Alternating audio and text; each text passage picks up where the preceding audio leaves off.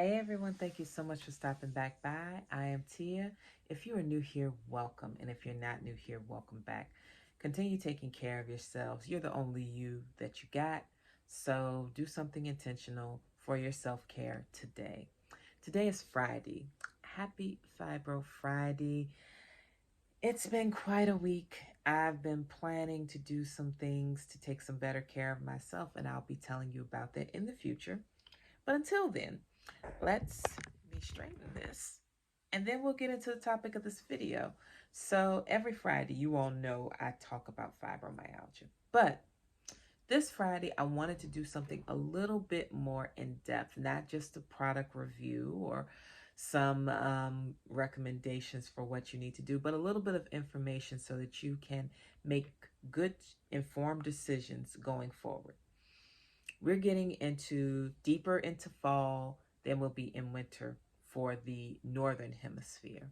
Colder weather pretty much everywhere, right? So one of the things that we think as people who have been diagnosed with fibromyalgia is it's not autoimmune. Therefore, my immune system should function like a normal person's. And that is untrue. For those that are not all that familiar with fibromyalgia, you have to get diagnosed through a process of elimination, which is you get tested for everything. And when nothing else fits, then you're told that you have fibromyalgia. These tests are usually done by a rheumatologist who does typically treat autoimmune conditions. So you've gone to this autoimmune expert. They've said that nothing else applies, and then they say you don't have an autoimmune condition. You tend to forget that does not mean my immune system has not been impacted, because there is proof. And of course, the proof will be in the description box along with my medical disclaimers, because I'm not a doctor and I never claim to be. There will be a link there for you to read the same research I did, which confirms that yes, while you may not have an autoimmune condition, you may indeed still be impacted by this. So what does the impact look like? First and foremost, people with fibromyalgia have elevated white blood cell count, elevated cytokines. Now, elevated means that these things are more abundant, which means they're working harder.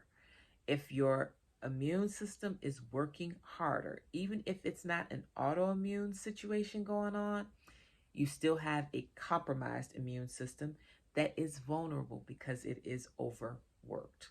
Okay, that's the basic part of it. Then you've got something a little less direct, but still very impactful going on. People with fibromyalgia have decreased cortisol, which increases estrogen, which decreases progestin. Now, decreased cortisol sounds like a good problem to have, because we have heard so much media telling us to lower our cortisol levels through stress management. Stress management is excellent, and I highly recommend it for everyone. But that is not what's causing the decreased cortisol in people with fibromyalgia. This is a dysfunction in hormone production. So if you have a dysfunction, that means it's not coming through means that you are controlling and that are healthy, okay? If you don't have enough cortisol, your body is not handling stressors properly, period, right? And so again, lowered cortisol means higher estrogen. Going back to the point, if you are doing things to increase these particular hormones for whatever health effect you're looking for, that's not a problem. But having these things increase and decrease in an unnatural and unhealthy way is where the problem comes in.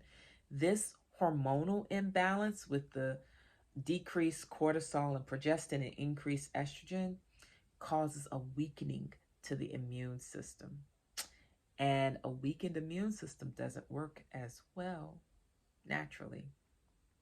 When it comes down to it, when you consider all of the things surrounding your immune system and what it takes to make it work well, it is a marvelous system that we would hope continues to behave properly. But if it doesn't, you find yourself more susceptible to colds and flu, which means going into the colder months, if you have fibromyalgia, no, you don't have to take all the same precautions as someone who has an autoimmune condition, but you might want to try a few of those. You still may want to implement some social distancing. You still may want to wear your mask. You still may want to sanitize your hands regularly. You still may want to avoid extra crowded spaces and any environment that might put you in contact with sick people.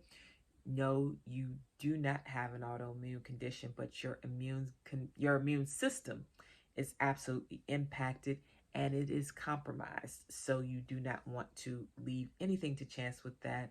Take good care of yourself and continue to protect yourself because your system is not operating at peak levels.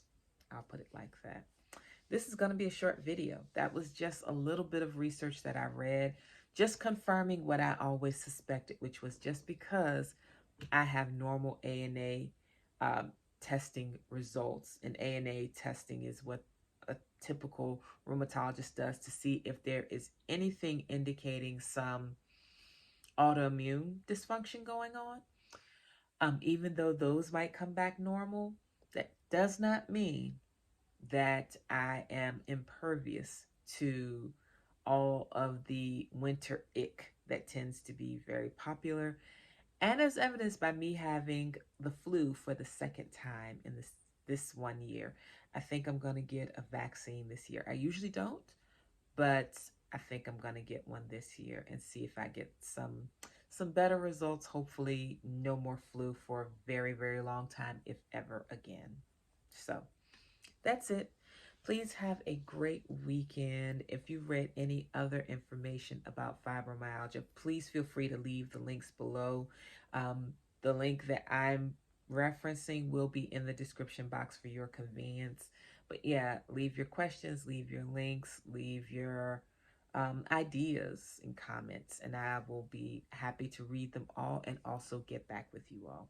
Take care. Have a great day or evening, and I'll talk to you all on Monday. Bye-bye.